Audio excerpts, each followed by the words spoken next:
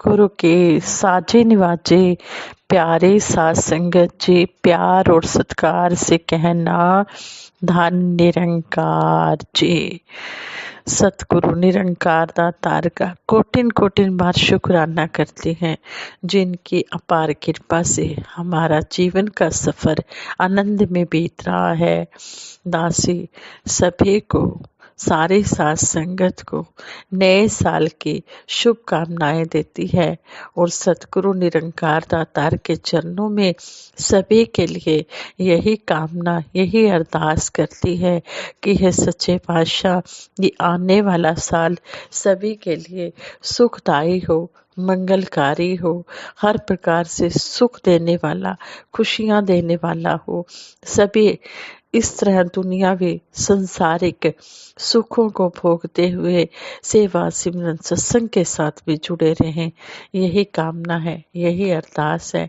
सच्चे पातशाह सभी को इस नए साल में भी सारी खुशियां देना, जैसे आप जी ने पहले दी हैं, इसी तरह आगे भी हर एक जीव के ऊपर अपनी मेहर भरी नजर रखना, मेहर भरा हाथ रखना, सद्बुद्धि देना, सद्विचार देना, सतमार्ग देना। ओके घड़ी न देखन दे, अपना बिरत संभाले, हाथ दे राखे, श्वास श्वास प्रतिपाले। हे सच्चे पातशाह, जो भी हमसे पिछले साल गलतियां हुई हैं, उन गलतियों को हमारी क्षमा करना और हमें आशीर्वाद देना कि अब हम आने वाले न्यू साल में, नए साल में, नए साल 2025 में कोई भी ऐसा कर्म ना करें, कोई भी गलती ना करें और अब कोई भी ऐसा कर्म ना करें जो आप जी को अच्छा न लगे, वही कर्म करें जो आप जी को अच्छे लगे। हे दातार सच्चे पातशाह, इस तरह हम सब पर अपनी मेहर कृपा दृष्टि बनाए रखना।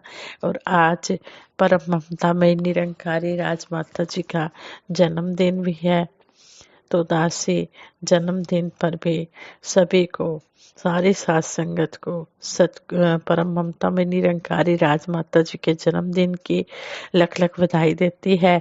और 31 दिसंबर को शहनशाह बाबा अवतार सिंह जी महाराज का जन्मदिन होता है।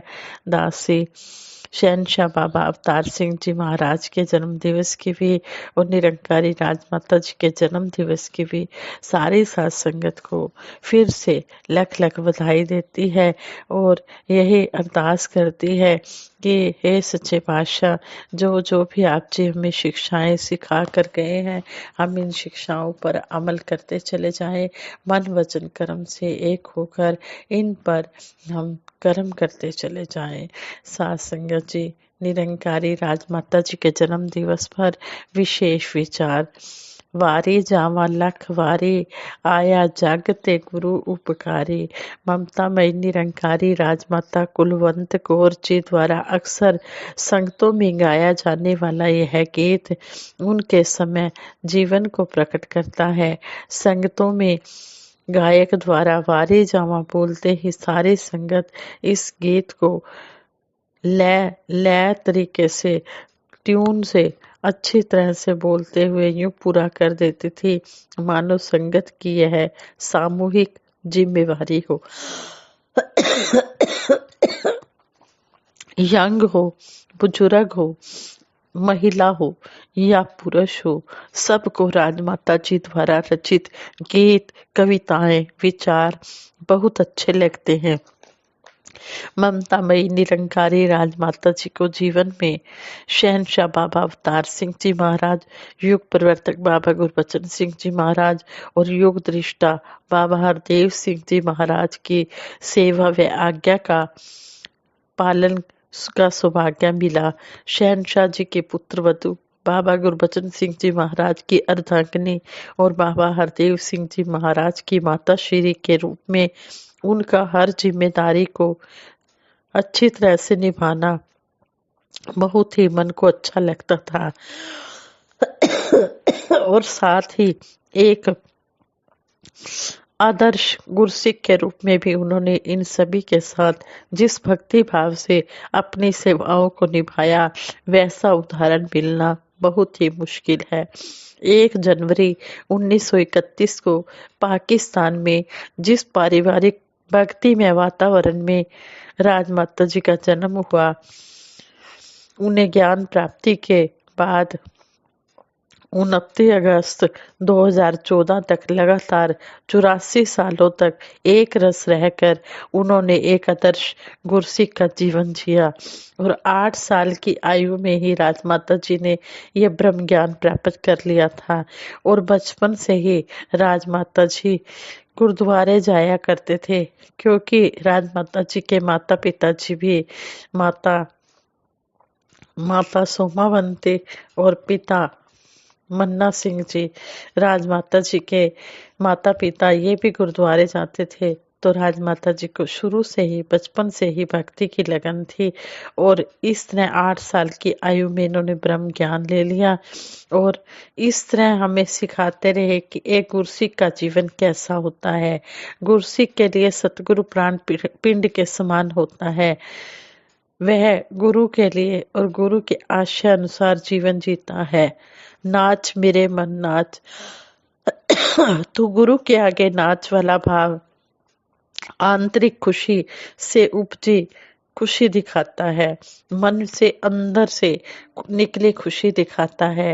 राजमाता जी ने इसे नच्चा गीते गावांगी मैं आज तेरे सामने के रूप में प्रस्तुत कर सतगुरु का अपार प्यार पाया और उसे साथ संगत पर पूरी ममता और स्नेह भाव से लुटाया।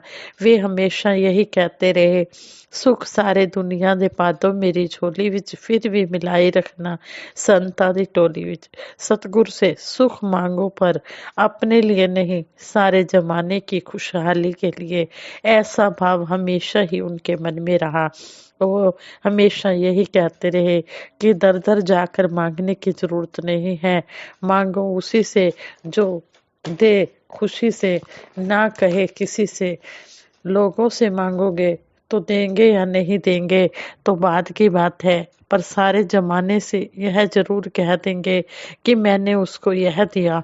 राजमाता जी गलतियों पर पर्दा डालते रहे और उस रूप में कभी नहीं कि बच्चा स्कूल से किसी की पेंसिल उठा लाया हो और उन्होंने उसे यह ना कहा हो कि बच्चे कल ये पेंसिल जिस बच्चे की है उसे दे कर आना। यही हमेशा हर बच्चे को समझाते थे कि तुमने ईमानदारी से अपना जीवन गुजारना है, कभी भी कोई ऐसा कर्म नहीं करना जिससे गुरु का माता पिता का शीश झुके। जब कभी कोई बच्चा स्कूल से किसी की पेंसिल उठा लाता तो उसे कहते कि बच्चे कल ये पेंसिल जिस बच्चे की है उसे वापस देकर आनी है, और यह कहना कि यह भी मत भूलना कि माफी भी मांगनी है आपने, और यह भी कहना है कि माफ कर दो, यह गलती से मेरे साथ आ गई है। राजमाता जी पहली बार बाबा गुरबचन सिंह जी महाराज के साथ रोड मार्ग से सड़क मार्ग से यूके की कल्याण यात्रा पर गए। असुविधाजनक वाहन और अभाव वाली परिस्थितियों को राजमाता जी ने सहज रूप में स्वीकार किया, यानी कि जैसे भी साधन मिले, जिस तरह भी परिस्थितियां आई, राजमाता जी ने एक बार भी गिला शिकवा नहीं किया, उसको सहज रूप में स्वीकार कर लिया। जैसी भी परिस्थिति हुई उसी के अनुसार वो चलते चले गए और दूसरों का भला करना तो उनके जीवन की प्राथमिकता में से सबसे आगे था। उनकी नज़र में गुरु का संदेश दुनिया के कोने कोने में हर स्थिति में पहुंचना चाहिए। राजमाता जी की याद हर गुरसिख को आती है। अपनी भक्ति को मजबूत करने के लिए उन जैसी महान गुरसिख की याद आनी भी चाहिए। ममतामयी निरंकारी राजमाता जी के विचारों में अपूर्व शांति और ज्ञान को समझने का सहज फार्मूला दिखाई देता था। पवित्र गुरबाणी के शब्दों का सुंदर ढंग से प्रयोग करते हुए वे जिज्ञासु में ज्ञान पाने की जिज्ञासा पैदा करते और जिसे ज्ञान मिल जाता उसे ज्ञान पर मजबूती से टिके रहने के लिए प्रेरणा करते कि ज्ञान पर मजबूती से टिक जाओ।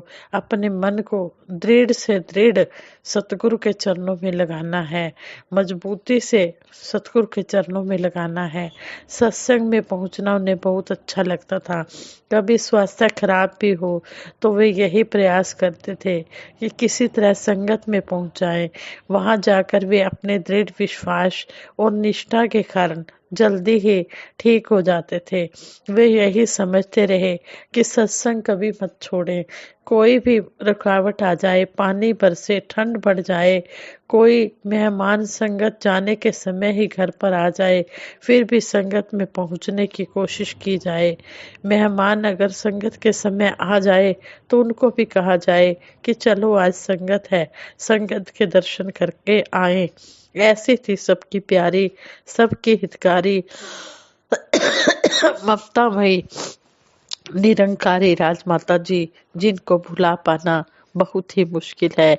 इनकी यादें, इनकी शिक्षाएं हर पल हमारे दिलों में बसती रहेंगी। प्यारी राजमा, पर पीड़ा को हरने वाली, झूठ से कभी न डरने वाली, राज दिलों पे करने वाली, प्यारी राजमा, सबकी झोली भरने वाली, दिल को ठंडा करने वाली, खुशबू बन के बिखरने वाली, प्यारी राजमा, प्रेम का पैगाम थी प्यारी राजमा, भक्ति का दूजा नाम थी प्यारी राजमा, शक्ति भक्ति और मुक्ति का अनुपम रूप थी प्यारी राजमा, नारी का सम्मान थी प्यारी राजमा, जिनके चरणों में आकर मिलता था सुकून, ऐसा तीरथ धाम थी प्यारी राजमा। निर्मल थी, निर्वैर थी, निर्विकार थी, निश्चल और निष्काम थी प्यारी राजमा। शहंशाह के ज्ञान से समझा गुरबचन, हर देव पे कुर्बान थी प्यारी राजमा। यूं तो जननी जन्म देती है इंसान को, यूं तो जननी जन्म देती है इंसान को, जननी थी भगवान की प्यारी राजमा। तुमको ए ममता मई माँ लाखों है सलाम, तुमको ए ममता मई माँ लाखों है सलाम, तू मिशन की शान थी प्यारी राजमा, प्यारी राजमा। निरंकारी राजमाता जी कैसे घरों को बसाने का भी काम करते थे। कहते हैं कि एक बार एक पति पत्नी में इतना झगड़ा हो गया कि उनकी डाइवोर्स लेने तक की नौबत आ गई और वो दोनों राजमाता जी के पास आए, राजमाता जी को बात बताई। राजमाता जी ने कहा कि अभी तो ये दोनों गुस्से में हैं, अभी तो ये मेरी बात पूरी तरह से सुन ही नहीं पाएंगे। राजमाता जी ने उनको 6 महीने का समय दिया। कहने लगे कि 6 महीने तुमने एक ही घर में रहना है, लेकिन तुमने एक दूसरे की किसी भी बात पर ध्यान नहीं देना है। तुमने इस तरह रहना है जिस तरह कोई मेहमान घर में आकर रहता है। आओ जी, बैठो जी, ऐसे प्यार से सत्कार वाली भाषा बोलनी है, क्योंकि तुमने तो सिर्फ 6 महीने ही इकट्ठे रहना है, तो तुमने मेहमानों की तरह रहना है, फिर तो तुमने अलग हो ही जाना है। इस तरह करके राजमाता जी ने उन्हें समझाया। वो बड़े तरीके से एक दूसरे के साथ बोलते रहे। बोलते बोलते उनका इतना अनुभव हो गया, इतनी उन्हें आदत पड़ गई कि 6 महीने के बाद फिर वो राजमाता जी के पास आए और राजमाता जी ने देखा कि इनका तो व्यवहार बहुत बदला हुआ है। वो राजमाता जी से कहने लगे, राजमाता जी हमने डाइवोर्स नहीं लेना है, हमने तो अपनी गृहस्थी आपस में मिलजुल कर बसानी है। राजमाता जी बहुत खुश हुए। राजमाता जी कहते हैं कि अगर इसी तरह प्यार से अगर घर में रहे तो कभी भी लड़ाई झगड़े नहीं होते हैं। अगर एक बात कह भी दी पति ने किसी समय तो पत्नी उसको सहन कर दे, और अगर पत्नी से कोई बात कोई कही गई तो पति उस समय चुप हो जाए, तो झगड़ा वहीं खत्म हो जाता है। इस तरह राजमाता जी ने उन्हें गृहस्थी में रहने के फार्मूले भी सिखाए और यही समझाया कि गृहस्थी में भी हमने प्यार से रहना है और सत्संग भवन में भी हमने सभी का आदर सत्कार करना है। जिस तरह हम सत्संग भवन में आकर सभी के साथ प्यार से रहते हैं, महापुरुषों की हम भाषा भी बोलते हैं और महापुरुषों वाले कर्म करते हैं, इसी तरह हमने घर में रहकर भी महापुरुषों वाले कर्म अपने परिवार के साथ भी करने हैं। क्या हम परिवार के साथ महापुरुषों वाले कर्म नहीं कर सकते? वहाँ पर भी तो सतगुरु का रूप ही बसता है। तो हमने हर एक के अंदर सतगुरु का, जो सतगुरु निरंकार दातार की ज्योति देखते हुए, इस निरंकार का अंश देखते हुए सभी के साथ आदर सत्कार सभी का करना है, चाहे घर परिवार हो, चाहे बाहर हो, चाहे सत्संग भवन में हो, हर जगह इसका रूप देखते हुए हर एक का सत्कार करना है। फिर कभी भी किसी भी घर में लड़ाई झगड़ा नहीं होगा, कोई तलाक की नौबत नहीं आएगी, फिर हर घर में स्वर्ग ही स्वर्ग होगा। सतगुरु के हम कहे अनुसार अगर जीवन यापन करेंगे, सतगुरु की शिक्षाओं को जीवन में अपनाते चले जाएंगे, तो हमेशा हमारे जीवन में सुख ही सुख आते चले जाएंगे। यही सतगुरु के चरणों में अरदास है। हे सच्चे पातशाह, आप जी जिस तरह भी हमें शिक्षाएं दे रहे हैं, हम इन शिक्षाओं पर अमल करते चले जाएं और जीवन में सुख पाते चले जाएं। घर हो या बाहर, हर जगह हम इसी निरंकार का रूप देखते हुए यही अरदास करें, तेरा रूप है ये संसार, सबदा भला करो करतार। साथ संगत जी प्रेम से कहना, धन निरंकार जी।